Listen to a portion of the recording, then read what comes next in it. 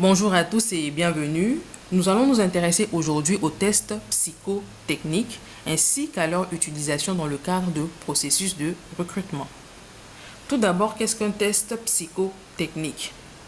On le définit généralement comme un ensemble d'outils permettant de mesurer des capacités, des niveaux d'intelligence et des compétences grâce à des questions, des mises en situation ou des énigmes à résoudre par le candidat au recrutement. Il existe bien sûr plusieurs sortes de tests psychotechniques dont certains vont être utilisés pour obtenir des données objectives sur la personnalité, sur les compétences, sur les aptitudes du candidat.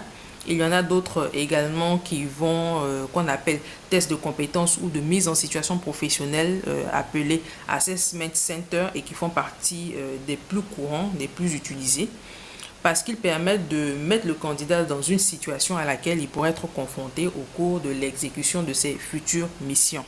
Et si vous souhaitez avoir plus d'informations sur les différents types de tests psychotechniques, vous pouvez vous en référer à la littérature qui existe plutôt à foison sur le sujet.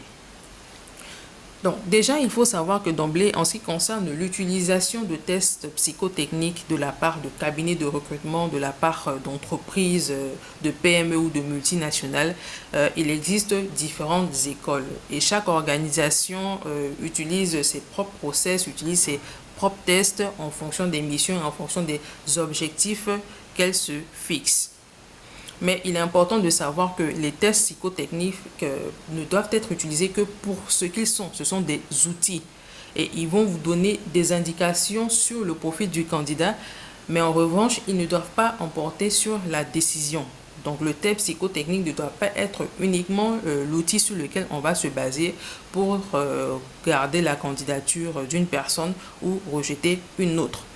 Pourquoi? Parce qu'en pratique, nous avons remarqué que certains candidats qui ne sont pas forcément les meilleurs arrivent quand même à passer entre les mailles du filet. Vous allez rencontrer des candidats qui ont des résultats aux tests psychotechniques qui sont super, qui sont excellents, mais une fois mis en situation, mais une fois recrutés, n'arrivent pas du tout à délivrer. Donc, si vous êtes candidat et que vous tombez sur des tests psychotechniques, faites votre maximum, faites au mieux, mais cela ne va pas déterminer ne va pas dire que vous êtes plus intelligent ou moins intelligent qu'un autre. Donc, en ce qui me concerne, j'irai beaucoup plus sur des tests de mise en situation professionnelle, sur ce qu'on appelle par exemple des business cases, si on tient à intégrer des tests psychotechniques dans un processus de recrutement. Donc, c'est applicable comme on le voit généralement dans les métiers de la finance, la comptabilité, le commerce, la logistique, etc. Et ça peut s'appliquer à tout autre type de métier. Donc, ce qu'il faut retenir, c'est qu'en tant que candidat, au-delà des tests psychotechniques qu'il ne faut pas forcément craindre, vous devez montrer au recruteur votre capacité, au recruteur ou à l'entreprise, votre capacité à lui faire gagner, à lui faire économiser de l'argent à partir des éléments factuels, à partir des éléments concrets.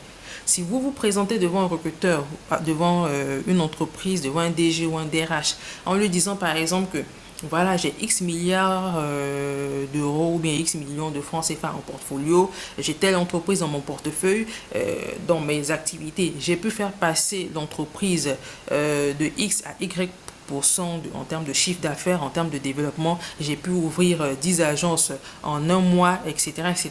Si vous venez avec ce type d'éléments-là, et que si vous avez pu le démontrer devant le recruteur, cela va le rassurer. Et finalement, même si vous n'avez pas forcément été excellent au test, il va se dire, bon, écoutez, c'est vrai que les tests ne sont pas forcément ce qu'on attend, mais au-delà de ce que le candidat a montré dans les résultats de ses tests, il nous a quand même rassuré sur sa capacité à faire économiser, à faire gagner de l'argent à l'entreprise. Et au-delà de ça, c'est vraiment ce qui intéresse aujourd'hui les recruteurs. Donc, oui, test psychotechnique, mais ne vous arrêtez pas à cela. Il faut que vous puissiez convaincre le recruteur sur votre capacité à tenir efficacement le poste qui est vacant.